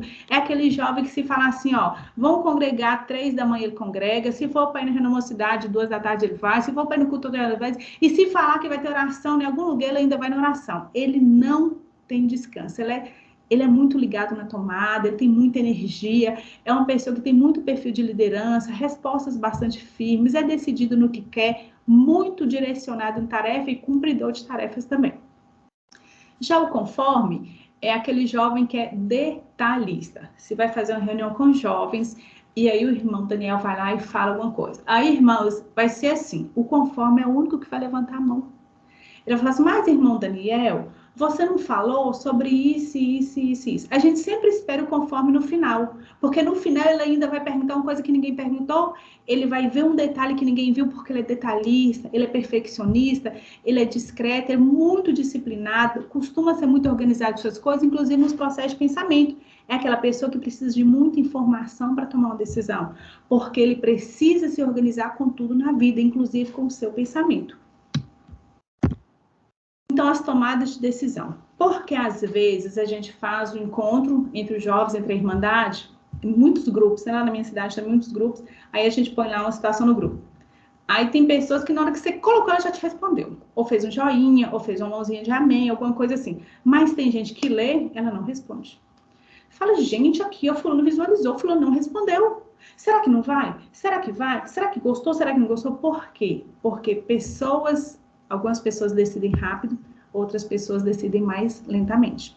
Tem pessoas que tomam decisão, por exemplo, o influente e o dominante. Eles tomam decisões rápidas, no impulso. A motivação da decisão é diferente, porque o influente decide mobilizado pelas pessoas. O dominante decide rápido, baseado no resultado para si mesmo. Ah, se isso é bom para mim, tô dentro. É um influente. Se for ter muita gente, tô dentro. Já do outro lado, que é o verde e o azul, que é o estável conforme, eles são mais processuais, eles precisam de mais informações. Aí eles viram no grupo e o que eles vão falar? Eu vou esperar para ver o que as pessoas vão falar. Eu vou esperar para ver se vai ter mais informações. Eu vou decidir na hora que eu tiver certeza que eu estiver mais segura. Então, eles decidem de forma mais lenta e demorada. É natural, é da programação mental que eles têm. Vocês irmãos estão entendendo? Então, às vezes, a gente vai julgar as pessoas, a gente vai julgar esse jovem porque uns é papum, os outros não. Não sei. Meu irmão, tudo que pergunta, você fala, não sei, porque eu realmente não sei. Eu só sei depois que eu planejar, depois que eu pensar, depois que eu ver todos os detalhes, depois que eu ver todos os prós e contras, é que eu vou saber, né? Então, assim, aí essas pessoas, elas também têm outra divisão. O dominante, o conforme, decide de forma racional. Fazer o que tem que ser feito. Ah, fulano vai ficar magoado. Infelizmente, nós vamos fazer o que tem que ser feito. Então, tem jovens que, às vezes, eles tomam as decisões e não se importam com o impacto. Não é só jovens, não, né? Porque eu estou falando de forma direcionada para os jovens, mas isso é para qualquer pessoa. Eles têm decisões que não se importam muito com o impacto daquilo na vida da pessoa, porque eles precisam de racionalidade nas decisões. É racional. Fulano, mas você não sabia que era assim? Você já sabia que era. Então, se você já sabe, você está reclamando de quê? Né? Tipo assim, nossa, fulano, você começa a reclamar que o carro tá aí. Fulano, você já não sabia que a gente vinha num carro assim, que o ônibus era desse jeito? Por que você está reclamando? É objetivo, é racional. Já o influente e o estável, eles tomam a decisão de forma emocional. Tudo que eles fizerem, eles vão pensar, o que fulano vai pensar de mim? O que o outro vai pensar de mim? Como o outro se sentirá com essa decisão? Qual decisão que eu tomo que afeta menos pessoas, que faz menos pessoas sofrer, que incomoda menos pessoas? Então, a gente percebe que dentre nós existem essas pessoas que partem tanto para a razão, mas pessoas também que partem para a emoção. E ninguém está certo e ninguém está errado. Cada um está agindo conforme a sua programação que recebeu desde o nascimento. Então, continuando explicando a teoria, o dominante é uma pessoa que busca sempre por resultado e ele está motivado por desafio. E a palavra-chave dele é eficácia. Então, como que eu sei que uma pessoa é dominante no meio dos jovens? Lança um desafio, ele vai ser o primeiro a levantar. Qualquer desafio que seja. Pode ser o desafio de ler a Bíblia completa. O dominante não aceita perder para ninguém. Ele está sempre buscando superar os limites deles e dos outros também. Então, ele aceita o desafio com muita facilidade. Já o influente, ele busca sempre por relacionamento, por conexão, por estar entre pessoas. E a motivação dele vai ser liberdade e criatividade. Quando a gente der uma função para um jovem que foi influente e a gente não permitir que ele seja livre para escolher, livre para decidir, para criar, ele fica travado. Ele não dá resultado. Ele não consegue executar. Porque foi podada a liberdade e a criatividade que é da natureza dele. Então é como se ele fosse aprisionado na sua essência, como se ele fosse um passarinho preso na gaiola, né? Então ele não consegue reagir, porque tudo que ele precisa, que motiva ele, é liberdade e criatividade. Já o conforme, a busca dele é por precisão. Ele quer sempre acertar e ser exato nas coisas. O conforme, ele não fala, quantas horas, fulano? 8h20. Aí ele fala assim, 8h20 não, 8h17. Fulano, é a mesma coisa, 8h20 não é a mesma coisa, não. 8h17, falta 3 minutos para 8h20. Então, não é 8h20, é 8h17. Então, o conforme ele é extremamente detalhista. E ele se apega a pequenos detalhes. Ele se apega a coisas que parecem que não são importantes. Porque ele quer gerar perfeccionismo em tudo, né? Então, ele busca sempre, a motivação dele é padrão alto de excelência e de eficácia. E ele é sempre cauteloso, por quê? Como ele quer mostrar o melhor resultado, é um jovem que quer mostrar tudo muito bem feito, muito perfeito, ele faz tudo com muita cautela, para não correr o risco de errar. É a característica principal do conforme. Já o estável, ele é colaborador. Sabe, aquele jovem que ele é pau para toda obra. Tudo que chama, ele faz. Ele não sabe falar não. Se falar, irmão, vão visitar a segunda, ele vai. Se falar, vão visitar a terça, ele vai. Ele fala assim, nossa, gente, eu vou porque eu tô com vergonha de deixar o cooperador sozinho. Fulano, mas ele te chamou 3 vezes essa semana. Dó, mas se ninguém for, pelo menos eu vou com ele. Porque se ninguém for, vai chegar lá, o irmão tá sozinho. Então, o estável pensa muito nisso, de colaborar com os processos, de colaborar com o próximo, de promover para o próximo um bem-estar, né? Então, a busca dele é essa, de segurança e de lealdade. Irmãos, levanta a mãozinha e caso alguém queira manifestar para ver se, que talvez está exaustivo, eu acelero, se os irmãos manifestam alguma coisa aí para eu entender. Sim, eu tô dando risada, me achando nessas teorias aí, viu, irmã? E o irmão é o quê? Já descobriu? Eu sou dominante e influente. Olha que percepção boa. E é difícil a pessoa se identificar em 2 perfis, sabia? Que ela fica confusa entre 2 e às vezes ela não se encaixa em nenhum nem outro. O irmão tem excelente percepção. Nós vamos ler mais coisas aqui para o irmão entender se o irmão de fato é e começar a entender por que tem coisas que você faz que você não entende. E, às vezes esses perfis, os 2 dominantes influentes, eles são contraditórios, sabe por quê? Foi bom o irmão ter manifestado. Às vezes o irmão sente a sensação de que em hora você é uma pessoa, em outra você é outra totalmente diferente. É verdade. Porque o dominante busca muito resultado, ele é muito assertivo, mas o influente é muito comunicador e às vezes se perde. Ele quer fazer muito pela dominância, mas se perde pela criatividade do influente.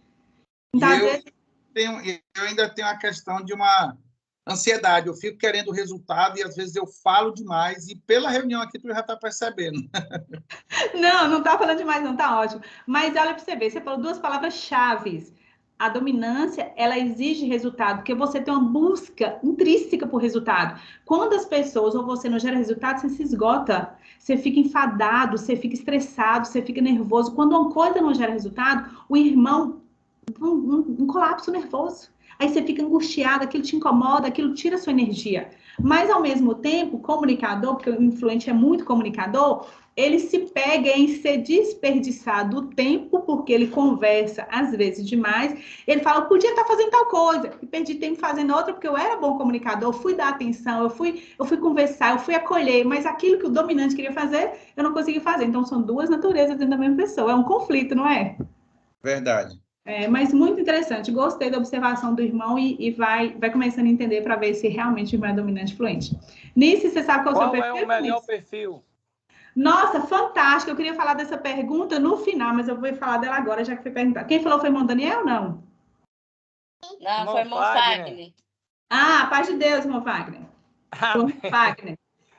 Na verdade, não existe o melhor perfil, sabe por quê? Porque eu não consigo ser o perfil que eu não nasci para ser. O dominante fluente não consegue ser conforme estável. O que a gente consegue dentro do seu próprio perfil é você entender suas potencialidades, ou seja, tudo aquilo que eu sou bom de fazer. Eu vou explorar aquilo que eu sou bom de fazer em cada perfil. E tenho pontos a desenvolver no perfil que eu preciso dominar. Eu preciso modelar. Por exemplo, o bom comunicador, o influente, às vezes, se ele for muito elogiado, se as pessoas ficarem muito, né, assim, perto dele, elogiando por algum motivo, algum resultado que ele obteve, ele se perde no que ele tem que fazer, porque aquele elogio consome o ego dele. Aí, o que o influente teria que fazer? Entender que o elogio é o merecimento do resultado, mas aquilo não tira o brilho do resultado. E, às vezes, ele se perde no resultado porque o elogio já o satisfez. Vocês estão entendendo? Então, por exemplo, o conforme tem pouquíssima conexão com pessoas. Vai ser aquela pessoa que é menos afeiçoada, menos de toque, aquela pessoa que tem irmãos que são abraçador, tem irmãos que quer pegar na mão toda hora, tem irmãos que tapinham nas costas toda hora. O influente conversa com o corpo, ele conversa com as mãos.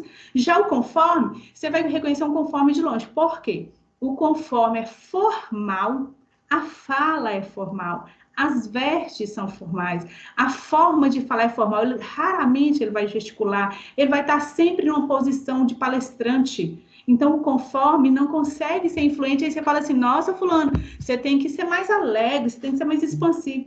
Ele trava, ele não consegue. Então, não existe o melhor perfil, existe aquele perfil que eu sou, dentro das minhas potencialidades que eu tenho que explorar, e dentro dos meus pontos a desenvolver que eu preciso modelar. Reconhecer seu perfil de uma forma bem aprofundada faz com que você estabeleça o limite para essas coisas.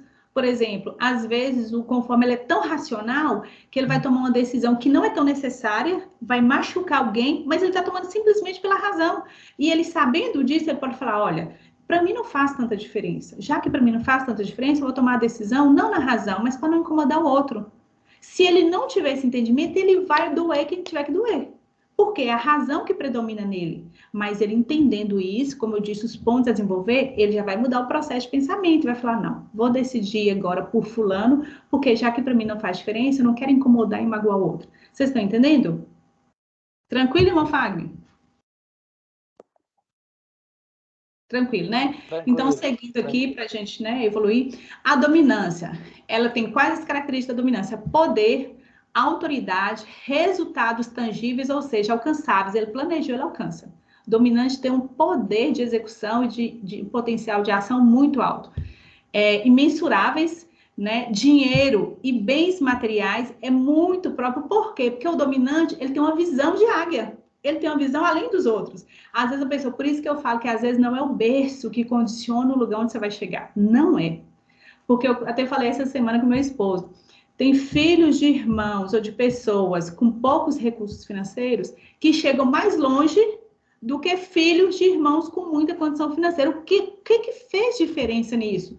Foi a forma de processar a vida, foi a mentalidade da pessoa, porque às vezes não é a condição, o lugar que você nasceu, a família que você teve, o emprego que você teve, a vida que vai gerar seu resultado, mas a sua mentalidade, a sua visão de águia, seu desejo, sua necessidade de prosperar, de crescer materialmente, espiritualmente e emocionalmente em tudo que você faz. Então, esse é um diferencial do dominante, ele tem uma visão além do que as pessoas imaginam dele, e as pessoas falam assim, você é arrogante, você quer demais. A mania de grandeza, né? O dominante é visto assim, que tem mania de grandeza. Mas não é, porque a visão dele realmente é além do alcance e ele costuma seguir a trilha para alcançar seus resultados. Gosta de muitos desafios e competitividade. Quando ele tem ninguém para competir, ele compete com ele mesmo e gera seus próprios desafios. O influente gosta de reconhecimento social.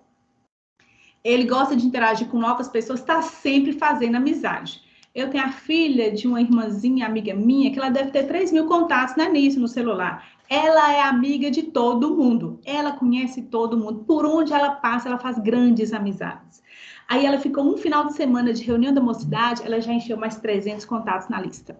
E ela fala, fulana é minha amiga, ciclana é minha amiga. Todo mundo é amigo do influente, porque ele se faz amigo de todo mundo. Então, um poder grande do influente, que é a conexão com pessoas. Ele gosta sempre de estar fazendo, onde ele chega, ele não sai dali sem fazer novas amizades. ele chega e o desafio dele daquele momento é quantos amigos eu vou levar desse lugar. Então, isso é muito forte. Gosta de liderar pessoas, gosta de estar na frente, gosta de arrebanhar pessoas com ele. O influente, normalmente, é aquela pessoa que fala assim, ó, vamos ver quem leva mais gente? Vamos ver quem consegue mais? E normalmente ligado a pessoas, e não a resultados e a ações. Porque o influente, ele quer estar cheio de pessoas, ele quer estar sempre muito envolvido com pessoas e gosta de atenção de todos. É aquele que gosta de ser o centro da atenção. E ele faz o que precisar para ser o centro da atenção. Às vezes é o jovem que faz muita piada, às vezes é o jovem que ri de forma muito, muito extraordinária, né? Que tem umas risadas assim que estarrecedoras. Às vezes é o jovem que balança demais. Ele cria, cada um vai criar a sua forma de chamar a atenção, porque ele precisa da atenção de todos quando ele estiver em lugar público. O conforme. Ele gosta de ter toda a informação. Tudo que você for falar com o conforme vai precisar sempre de mais informações. Então, para conversar com o conforme, vai munido de informações. Porque ele te faz muitas perguntas. Aí você fala assim, nossa, fulano, mas eu nem sei se ainda você já está perguntando. Mas para conversar com o conforme, você precisa levar muitas informações, que ele é muito exato em tudo. Ele é muito explicativo, ele é muito teórico. Ter tempo para fazer perfeito é uma coisa que ele gosta. Ele não faz nada com pressa. Porque ele fala assim, se for para fazer mal feito, nem me dá. Nem me impõe nesse negócio. Eu gosto de fazer bem feito, então não me impõe pressa, mas na hora que eu entrego perfeição. É a cara do conforme. Ele gosta de ter estrutura de trabalho, ou seja, ele escreve tudo, ele planeja tudo, ele tem projeto para tudo, tudo dele é muito anotado, ele normalmente tem uma memória acima da média, porque ele tem uma capacidade com cálculos muito boa, guarda números, guarda telefones, tem uma facilidade com cálculos e uma memória bastante proeminente.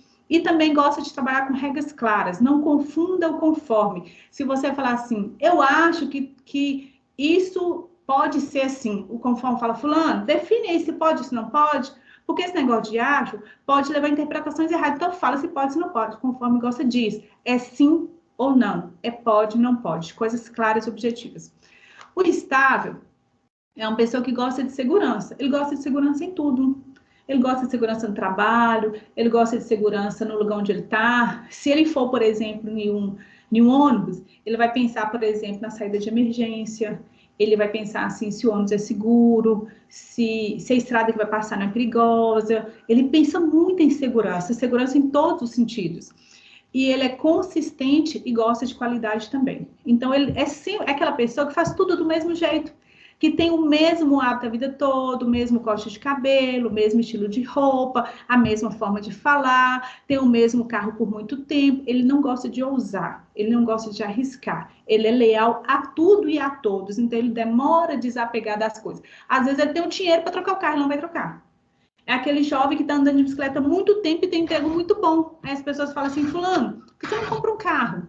Ah, sei lá, vai que eu não consigo manter o carro. Fulano, mas você não tem dinheiro para comprar o carro? Ah, mas vai saber. Vai saber. Deixa o dinheiro lá quieto. Então, ele demora a tomar decisões porque ele tem medo de arriscar e dar errado. Ele gosta de constância. Ter tempo para executar as coisas também. Sabe aquelas pessoas que quando você grita, trava? Sabe aquele irmãozinho que quando você chama a atenção dele no meio dos outros, ele trava? Sabe aquele irmão que quando você dá muita coisa para ele fazer, ele também trava?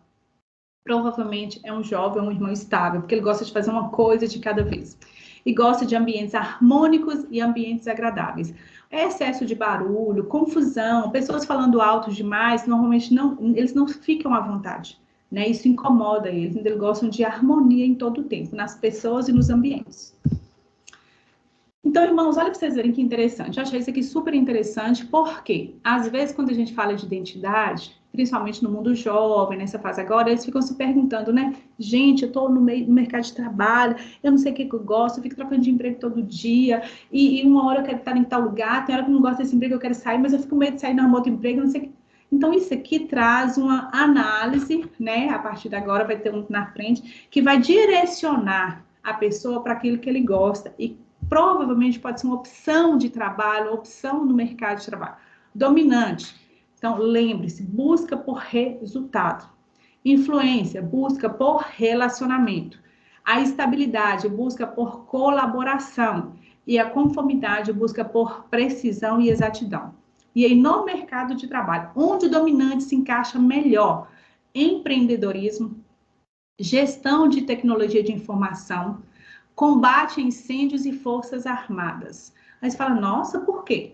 Por causa do poder de execução e de tomada de decisão racional e rápida. Se você, por exemplo, é do Exército, da Polícia, de Forças Armadas, do Corpo de Bombeiro, do SAMU, não precisa tomar decisões rápidas, não precisa ser racional, não precisa fazer logo o que tem que ser feito, não precisa fazer independente de quem vai ficar magoado ou vai sofrer. Então, você percebe que quando a gente analisa o comportamento da pessoa, você consegue vê-la até no mercado de trabalho.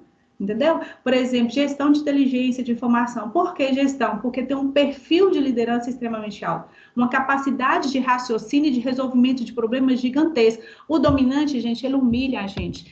Humilhar é uma expressão forte, mas ele fala assim, ó, tem um tanto de jovem brigando por um assunto que não conseguiu resolver. Aí chega o dominante, né? Digamos que o irmão Jefferson é dominante. Aí ele vai chegar lá, tem um tanto de jovem. Oi, irmão Jefferson, nós estávamos falando aqui, sabe? Isso aqui, assim, assim. O que o irmão acha? Aí ele fala assim, gente, vocês estão brigando por causa disso? Tem quanto tempo vocês estão decidindo? Isso aqui, gente, é isso, isso. Em 2 palavras. Ele resolve o negócio. Já querendo resolver o problema. Ele já caça. O dominante não espera o problema chegar até dele. Ele vai ter o problema. Porque o dominante caça problema, ele é farejador de problemas, ele tem uma capacidade de solucionar problemas muito alta. Então, aí você fala assim, parece que eu tenho um imã que só atrai problema, parece que todo problema chega em mim, mas é porque ele tem uma capacidade extraordinária de ver soluções para os problemas. Então, por isso que ele se encaixa nesse tipo de perfil de emprego. Por que empreendedorismo? Porque poucos dominantes dão conta de se submeter à regra de terceiros. Poucos dominantes dão conta de ficar submissos por muito tempo a alguma autoridade. Eles gostam de estar na autoridade, eles gostam de estar no domínio, eles gostam de estar no controle. Entenderam? O influente, olha quais as formas de trabalho que o influente poderia se encaixar melhor, né? Alguém ia perguntar? Eu ia falar assim, e às vezes falando dessa forma, fica até parecendo meio pejorativo, no sentido de achar que a pessoa é como se quisesse aparecer, algo do tipo, né? Ou se impor num determinado ambiente. Sim. Mas deixou claro. E a pergunta que alguém fez aí, qual é o melhor perfil? Por conta disso é que eu acho que não tem muito essa de o melhor perfil é esse. Cada um é um mesmo. Exatamente, exatamente. E realmente dessa aparência, sabe, irmão Geto? Às vezes, se a gente, ou se as pessoas não nos entenderam, se a gente não tiver identidade bem formada, a gente fica preocupado com esses rótulos. Nossa, porque às vezes você faz isso, mas um influente que está dentro de você, quando chega em casa, você começa a se julgar do seu comportamento que você teve durante o dia, ou no trabalho, ou na igreja. Aí você fica, nossa, será que não fui demais? Será que eu não pesei nisso? E você começa a criar conflitos com você mesmo, porque você preocupa com o fato de alguém achar que você quis aparecer, que você quis dominar, que você quis estar acima das pessoas. Mas imagina se não houvesse dominantes entre nós. Imagina se não tivesse pessoas capazes de tomar a decisão, de liderar e chamar o grupo para frente. Verdade. Não é? Então, todo perfil é bom e cada um tem que saber executar o seu e entender o do outro. Porque o irmão, entendendo que é assim, entende também que pode ter um filho, uma esposa, uma mãe, um jovem na sua igreja, um irmão na sua igreja, que é o seu oposto, que seria o estável. Sabe aquele irmão que demora a tirar o pé do lugar? Aquele irmão que demora a fazer tudo, até passar o dar, ele demora a levantar a mão, para chegar até o ósculo santo, ele conta até 3, sabe? Ele está tipo em câmera lenta. Então, a gente sabe que o dominante normalmente não tem muita paciência, mas sabendo que você tem um perfil que também gera em outros esse tipo de interpretação, cabe a nós aumentar a nossa tolerância em relação ao perfil do próximo, porque nós também necessitamos da tolerância do outro. Porque eu, por exemplo, tenho um perfil extremamente difícil também, que é conforme e dominante, né? Um perfil muito afeiçoado à regra e com poder de dominância grande também. Então, se eu não entendo o outro, como que o outro vai entender minha rigidez? Eu preciso da compreensão do outro e preciso também compreender que o outro não tem minha velocidade nem a capacidade de executar coisas que eu executo, porque ele não dá conta dentro da sua estrutura. Irmão, tá entendendo? Então, assim, realmente não existe o melhor perfil. O seu perfil é o seu melhor perfil, né? Então, para o influente, que é bom comunicador, que gosta de estar entre pessoas, o que seria bom ele fazer? Trabalhar com pessoas, jornalismo, que ele ama falar, ele precisa se comunicar, ele precisa ser livre, ele precisa verbalizar, ele precisa interagir, ele precisa ser criativo, diplomacia, porque é o lidar com outra pessoa e reconhecer sempre o lado do outro, o influente está sempre pensando no lado do outro. ele vive pensando no outro. Então, o diplomata, ele tem a capacidade de interagir, entender, ser empático com qualquer problema que vier do outro lado, né? Marketing, né, assim, pela própria dinâmica, e artes em geral, pela liberdade e criatividade que a profissão gera. Estável. O estável poderia ser trabalhar no serviço social, na rede de ensino, na área de psicologia e com recursos humanos, por causa do seu perfil bom ouvinte, por causa do seu perfil constante, por causa do seu perfil moderador, conciliador, né? Uma pessoa que sabe dar conselhos e também sabe ouvir o lado do outro. O estável é aquele da ouvidoria. Sabe aquele do call center que você liga e quer xingar? Aquele fala, passa para o seu chefe. Aí você vai passar para o chefe que é estável. Porque o chefe estável ouve você falar e você xinga. Porque minha conta de telefone é assim, assim. O jovem, né, que comprou uma coisa errada, por exemplo, do Shopee, e fala que não veio, e que pagou taxa, e que não sei o que dele, você xinga, fala. Aí o doutor fala, sim, senhora, deseja mais alguma coisa? Anota, por favor, o protocolo. Aí você quer xingar de novo, porque ela não brigou com você, você queria brigar com ela. Esse é o estável. É a pessoa que sabe ouvir. É a pessoa que recebe pedradas e sorri para você. Vocês estão entendendo? É bom de um lado, mas tem pontos também a desenvolver. Por quê? Porque o jovem estável sofre pressão e não fala. Ele sofre bullying e não fala. Ele sofre rejeição e não reclama. Ele participa de relacionamentos tóxicos e tem dificuldade de sair deles. Né? Então, assim, às vezes ele está em mal companhia e ele não consegue sair. Às vezes o cooperador fala, irmão, não sai com tal pessoa, aquela pessoa não é boa influência para você. Mas o jovem que é estável, por ele ser afeiçoado a pessoas, por ele pensar no próximo, por ele não querer magoar o próximo, ele ser leal às suas relações, ele tem dificuldade de se desconectar. Então, é todo o perfil, vocês entendem? Que eles são bons em muita coisa e tem muitos pontos a desenvolver. Então, sigamos. Então, o perfil conforme, que é muito analítico, ele poderia servir para medicina, que seria a área da saúde, né? Porque tem que ter uma perspicácia, uma perícia muito alta, ciência de dados, engenharias e análise financeira, por causa da capacidade de memória, de lidar com cálculos também. Mas são só exemplos, né? Tem milhões, foi só alguns que a gente trouxe. Mas, tá quase acabando.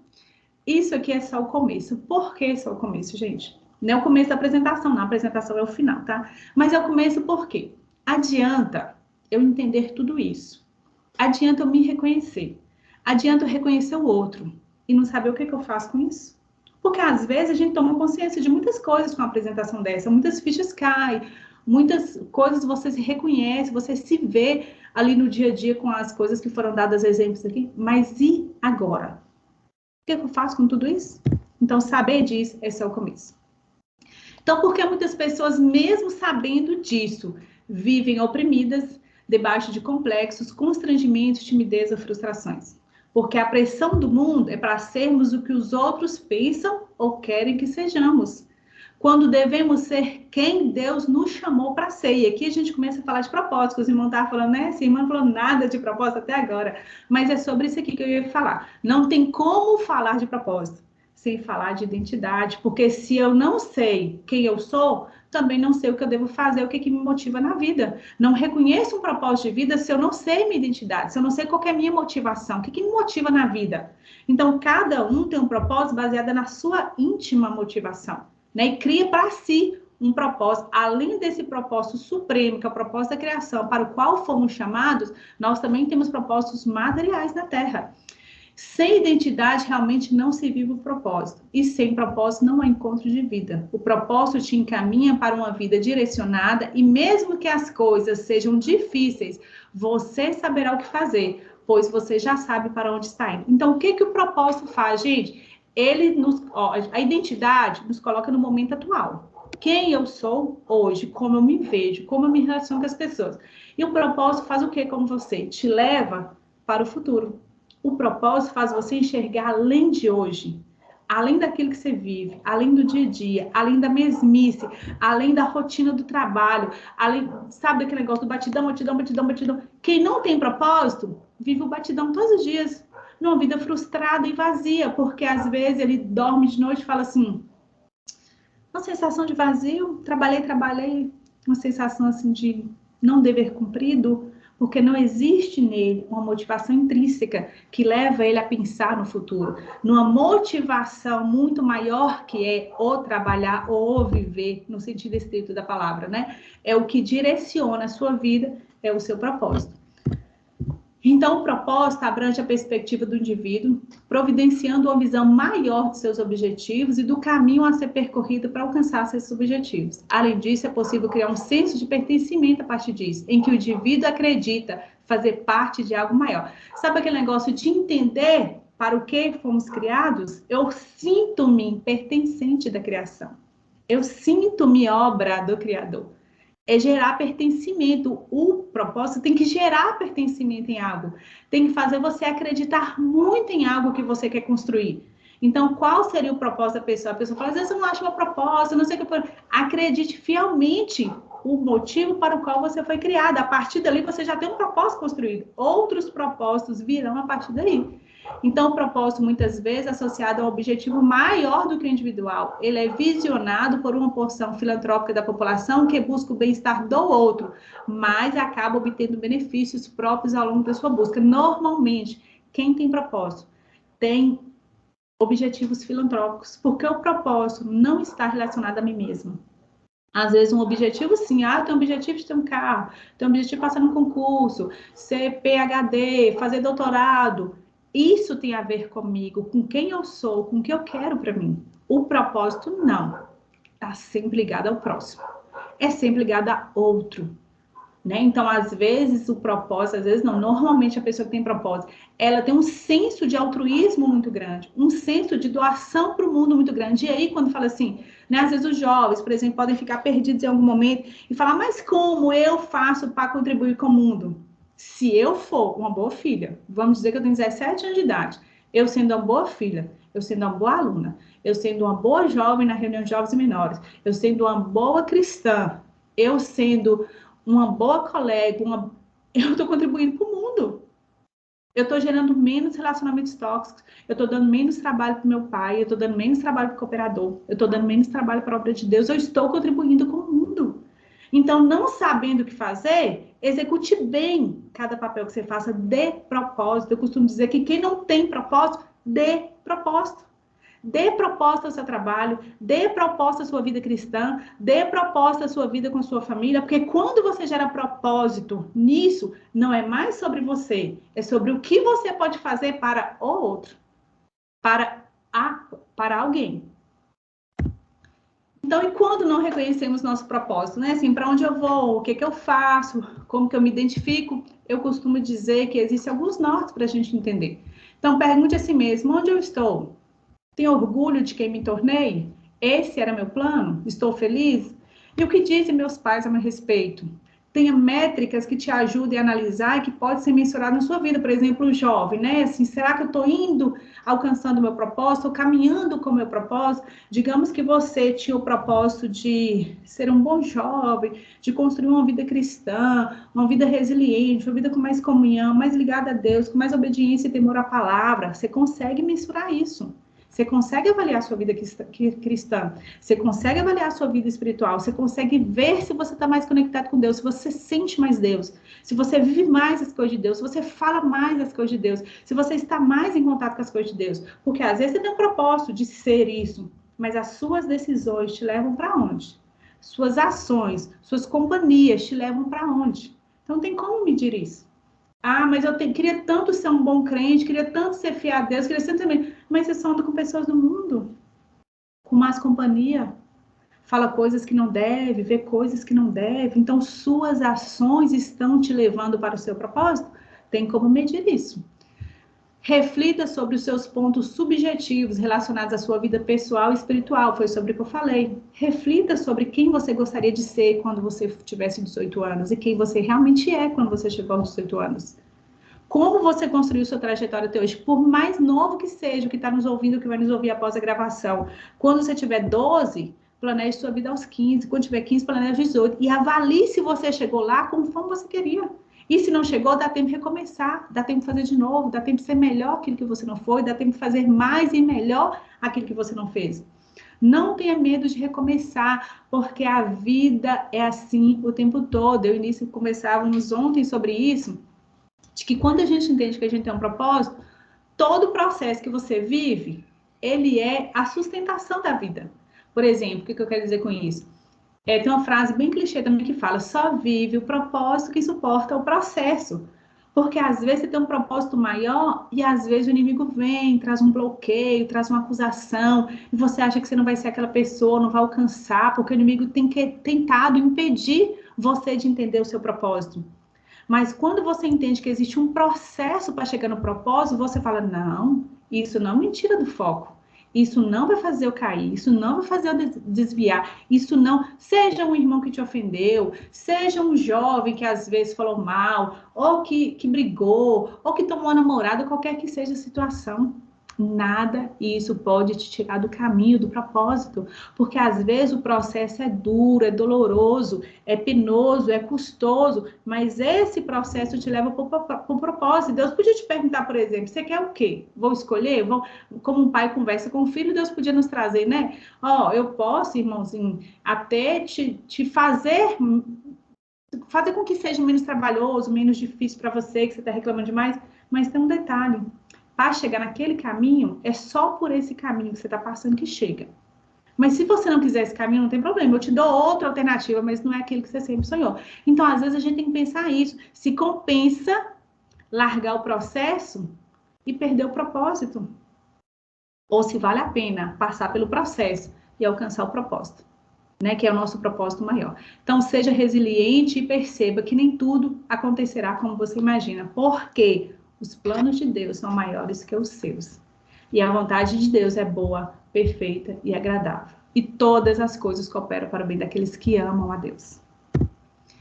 E quando mesmo assim você não reconhecer seu propósito, reconheça apenas que porque dele, por ele e para ele são todas as coisas. Você sabendo disso aqui, você reconhecendo isso na sua vida, com 12, com 13, com a idade que você estiver agora, se você reconhecer que para Deus são todas as coisas, isso é o propósito.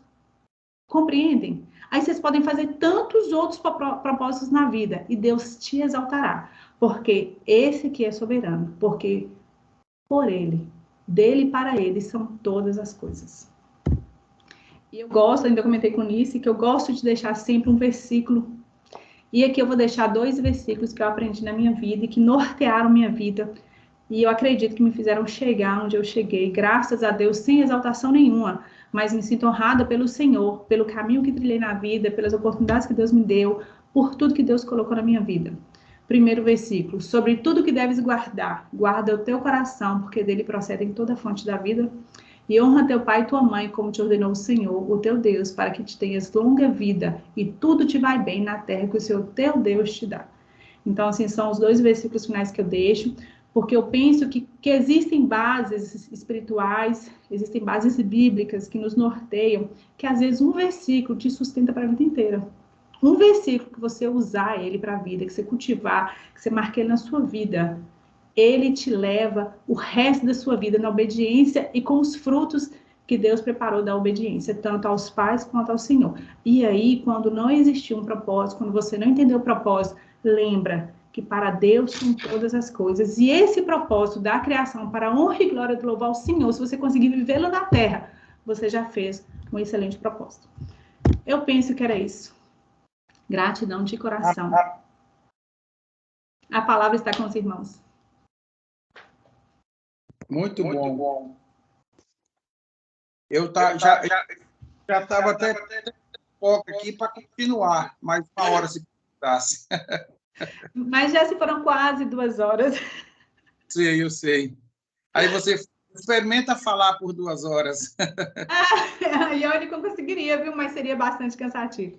Viu? Se os irmãos tiverem alguma pergunta, quiserem falar qualquer coisa, estou à disposição.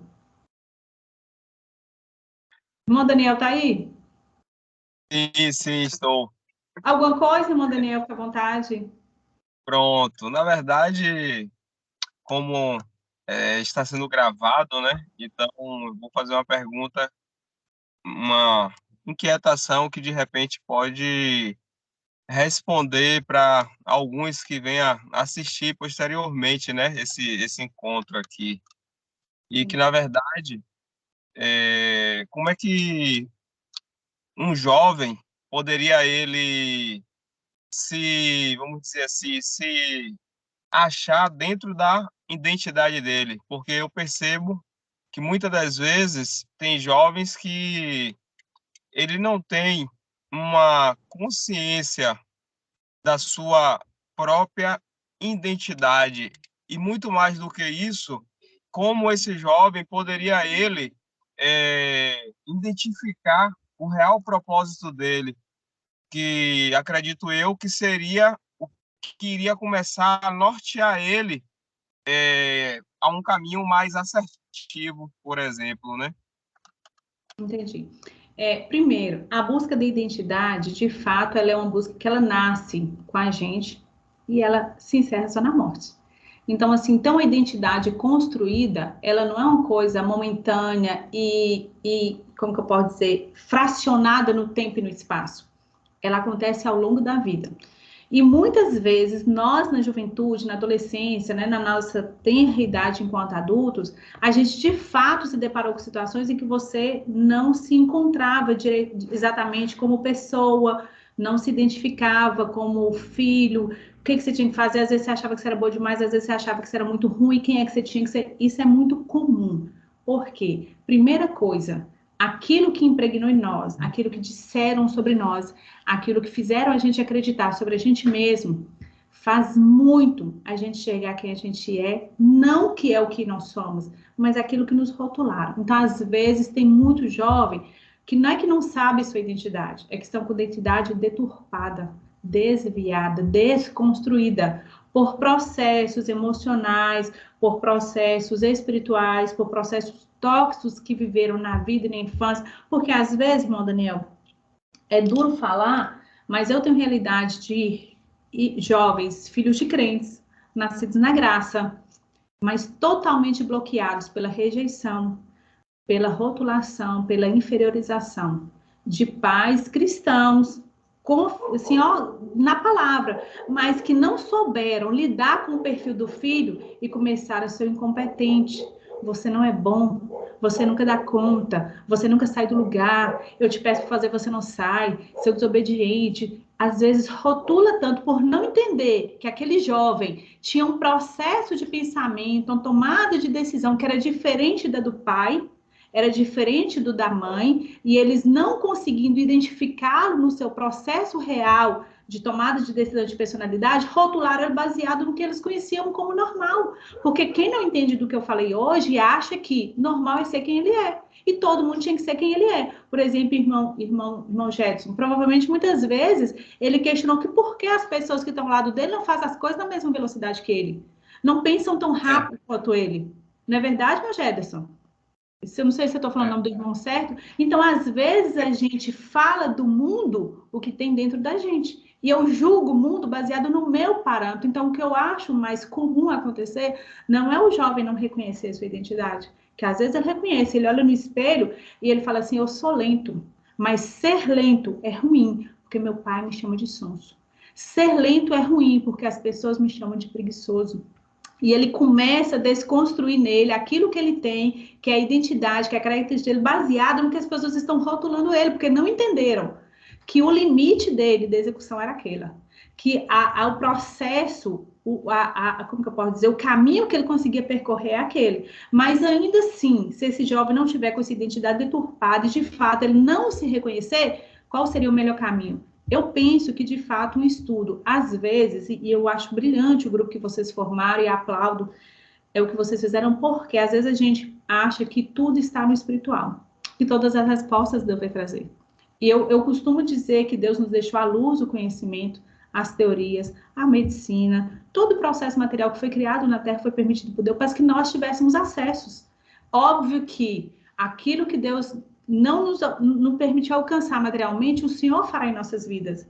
Mas, às vezes, aquilo também gera em nós um sofrimento. Por quê? Porque nós ignoramos que nós temos corpo, alma e espírito. E que para cada um dos três, nós temos conhecimentos, ferramentas e atitudes diferenciadas que vão nos elevar ao nível máximo. Os irmãos entendem? Então, às vezes, realmente precisa de uma terapia. Se aquilo for um sofrimento, estiver tirando liberdade do jovem, estiver tirando autoestima, estiver tirando produtividade, se estiver deixando o jovem com um aspecto de inferiorizado, de pouca motivação, é preciso buscar, de fato, uma pessoa profissional, para que isso seja corrigido mais rápido, porque o irmão me fez lembrar, nós até comentamos em alguma das falas sobre o Setembro Amarelo. O índice de suicídio entre os jovens cresceu demais. Por quê? Porque os jovens estão sendo comparados com o que as redes sociais pregam. Todo mundo é milionário, todo mundo é rico, todo mundo tem corpo de Barbie, todo mundo tem cabelo bom e pele boa, porque existem filtros, né? Filtros é o que temos. Então, para que eu vou mostrar um rostinho cheio de espinha, uma sardinha, uma manchinha de sol? Para que eu vou mostrar um olho desfocado e mais baixo? Então, existem filtros que mascaram hoje a realidade que a gente vive, faz com que os jovens vejam o mundo pelas telas, imaginando que é uma perfeição, que é tudo aquilo ali é verdade. E faz com que você se cobre aquele padrão que o mundo está ditando para você. Né? Então, às vezes, o jovem começa a ficar inconformado com sua realidade, ele começa a se cobrar por não ser aquela pessoa que as telas têm apresentado, e ele ainda não vive um processo de construção de identidade validado pelos pais. Infelizmente, os maiores bloqueadores de perfil de identidade são os pais, porque são com eles as nossas primeiras relações. São com eles, dos 0 aos 7 anos, irmão Daniel, é onde a gente mais forma a nossa personalidade, dos 7 aos 12. Um pouquinho das crenças aí também, Claudilene? Sim, aí a gente entra em crenças. Por quê? Porque eu trago da família crenças e valores que eles colocaram em mim e que outra pessoa não consegue mudar. Porque, por exemplo, crença sobre dinheiro, crença sobre filho nascido na graça, crença sobre, por exemplo, buscar psicólogo. Isso é uma crença que, às vezes, algumas pessoas trazem dentro da igreja, do nosso costume cristão, que, às vezes, faz a gente entender que quem precisa de um psicólogo é uma pessoa que tem problema de comportamento, que a gente é doido, que nós não precisamos disso, que nosso psicólogo é Cristo, é Jesus Cristo, que o Senhor resolve todos os nossos problemas, que diante da oração... Isso são crenças limitantes que fazem com que a pessoa não enxergue outro caminho, não enxergue que a própria vida, pelo livre-arbítrio que Deus deu, te dá a capacidade de gerar um outro caminho diferente e de não aceitar aquilo que foi rotulado. Mas aí passa pelo fato da pessoa não estar ativado na sua identidade para reconhecer que aquilo que está sendo posto sobre ela não é o que ela quer para ela. Eu demorei a entender isso, e muitas pessoas demoram a entender isso, porque, na verdade, o que você entende é o que estão te dizendo a vida inteira. Sabe aquela mentira dita muitas vezes que é verdade? Então, viram crenças sobre você, e você acredita fielmente naquilo, e aquilo te rotula e te engessa.